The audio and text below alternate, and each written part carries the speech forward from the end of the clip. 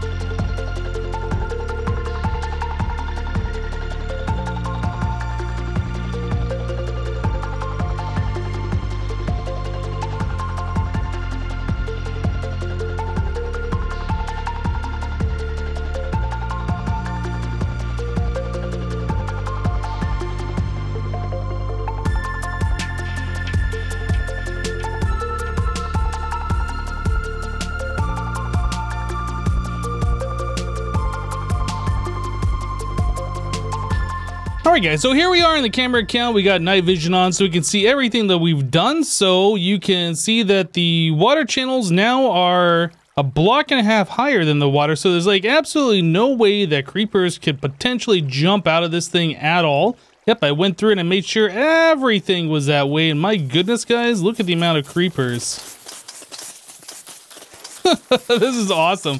Alright, so yeah, everywhere that creepers could potentially jump out, we have secured. There really should be no way that they can get out. Then I also brought these edges up here to meet up with where the trap doors are, because I didn't want them like, you know, jumping out and maybe had a little bit of momentum and sitting right here on this block or whatever. So we got rid of all of that. And yeah, I think this is gonna be working just fine. Now it is a little bit harder to see the creeper spawning since we have all these blocks in the way, but if we position ourselves in such a way, we could probably see when they do spawn. But you know, down here where the creepers are being killed in the killing chamber, I guess that speaks for itself, doesn't it? Yeah, we definitely see quite a few creepers down here and a lot of creepers making their way. And the important thing is we want to make sure that we do not see creepers down here, which we were having quite the problem. Well, the bat farm still seems to be working quite well, so we can always collect more bat heads. And yeah, as far as gunpowder goes, I think we got this under control. Now, probably the only other thing that we could do to make this better would be to redirect these creepers into some kind of a fall trap. If we build up a lot of creepers in here, they're gonna be fighting to get onto those magma blocks. And maybe it would also be a smart idea to put some more magma blocks like along this last stretch right here. So if they are kind of getting pushed back and they can't actually sit on those 4 blocks, you know, they could be taking a little bit of extra damage, yeah, before they even get to the center there. And I think that's something that we probably want to do. But yeah, as you can see here with all the creepers that we're getting, this seems to be working quite well, I would say. You know, I was sitting here watching this thing for a while and I saw this little guy down here on the ground. I thought we had fixed it, so there's nowhere else for these creepers to go, but apparently there is still a slight possibility that they can get out. I'm not sure how they got out though. That is something I'm not sure. Maybe if they walk off here at a diagonal or something and they land over here, or potentially maybe as they're running off the top platform, they kind of fell through and they landed right here. I think this is going to be one of those cases where I'm going to have to use the replay mod and just kind of record for a long time and then play back and see if we get any creepers down here and how they actually got out, because that's kind of a mystery to me. But so far I've only seen one, and one really isn't a big deal. But if it blows up near like a sugarcane collection or over here and like ruins a bunch of stuff when I'm not expecting there to be a creeper, that is kind of a problem. So, you know, while this is way safer than it was before, it is still not 100% safe. Yeah, I'm definitely gonna have to take a look at that and see what else we can do. So I sat there and I watched the creeper farm for, I don't know, 20, 30 minutes, and I didn't see another creeper get knocked off. I'm not really sure how that one happened. Maybe just a fluke. Probably not anything I need to worry about. At least not really worry about it. But anyway, I was kind of looking at this and I noticed that the swim animation, like if I go back and forth, like it kind of progresses it a little bit. Like I can almost position myself however I want to with the swim animation when I'm in a one block space like that. I thought that was kind of cool. But anyway, the reason why we're over here, whoa, that's really close. The reason why we're over here at the this conduit is because I'm thinking what I want to do next is head over to an ocean monument. Yeah, I would like to have my own set of sponges, and we haven't taken on an ocean monument yet this season. I think that would be a pretty cool thing to do. Well, I'm about to have a live stream here with the HermitCraft stream weekend. If you guys are watching this on a Monday or after the Monday, the live stream's already happened and you missed it. But anyway, yeah, I'm gonna plan on heading over to an ocean monument and collecting some sponges. Maybe we'll do a second one, I don't know. But I would like to take a conduit with me. I think that'll make the whole process that much better so we don't have to worry about water breathing potions and seeing underwater and that kind of stuff. Hey, are you gonna drop me a Nautilus shell? One more? There it is. Hey, that's pretty cool. Auto Nautilus shells. You know what, speaking about this, let's go over here and grab this thing. I was just gonna do a quick clip to tell you guys what I was about to do, but this is gonna be day 2 of the HermitCraft live stream weekend. Day 1, Scar passed me the live stream torch on a, what was that, Saturday? And he gave me a Nautilus shell and said that I need to put that on my island on an armor stand. So I ended up learning how to do the book so he can move armor stands. So I put this on an armor stand and then sunk it into the ground, and you know what? That looks really cool. I don't know how far away you can see that, but that's definitely another something that we can add to our islands to add some more interest to them. Unfortunately, these Nautilus shells aren't super easy to come by. Like, you can get the wandering traders that will sell you, I think, up to 5 of them, or you can farm drown for them, but like, yeah, we can get them, but I can't just spam these everywhere. Like, maybe very rarely 1 or 2 per island will end up doing something like that, but I thought that was pretty cool. And the live stream weekend has concluded. In fact, this is actually the next day. I'm recording this on Monday. If everything goes right, this video should go live today. Anyway, so yeah, we ended up raiding an ocean monument, and it had 2 sponge rooms that we were able to find. The guardians were being really annoying, so there might have been a 3rd one that I wasn't able to discover there, but we found at least 2 of them. So we have 59 sponges. So you might be asking yourself, Hypno, why do you need sponges? You might be asking yourself that. I don't know, maybe you're not. The reason why I have sponges here is kind of a long answer. Our islands here that we have extended the beaches out have floaty beaches, right? They don't look so good. Well, I mean, from the surface, they look okay. From under the ocean, they look like they're floaty. In fact, some of our islands over here are pretty much completely floaty, right? So what I'd like to do is terraform underneath these islands. I want to bring the land down so it looks natural, similar to like what this looks like, right? Except brought out over here. So it looks like this island was actually supposed to be this size. Yeah. So some of our islands are completely floaty, like I said, and I would like to get rid of the water underneath them once we're done terraforming them. That'll give us space, like hidden space, for us to do projects and farms and whatever else that we want to do. And I think that's going to be super, super cool. But yeah, instead of like filling in directly underneath these islands, yeah, we could like remove the water, and we already have space dug out essentially, right? So I think that's going to be kind of cool. Now, I started working on this a little bit on the live streams here. So let's take a look at this side. So this is my first attempt at doing this. I wasn't really sure how we were going about this. And I do know that these islands do have a mix of, well, I was going to point at something like sand and gravel. Can't really see sand and gravel here. But yeah, there's like usually gravel mixed in, right? So this was just kind of a test over here to see how this would look. And for the most part, I think this looks pretty okay. I mean, we could sit here and try and terraform it and nitpick it a little bit more and be like, that looks awfully square and uniform or whatever. But, you know, whatever. Let's that aside. Like, once we start sprinkling some seagrass on there, it'll make it look a lot better. But yeah, this is definitely not done. So this was my first attempt. And then I decided, yeah, this is kind of too sharp of a slope, or too gradual of a slope. So this is what we did on the last live stream after we grabbed those sponges. So the island kind of goes down into a deep ocean, and it kind of goes down into like a more shallow normal ocean over here, right?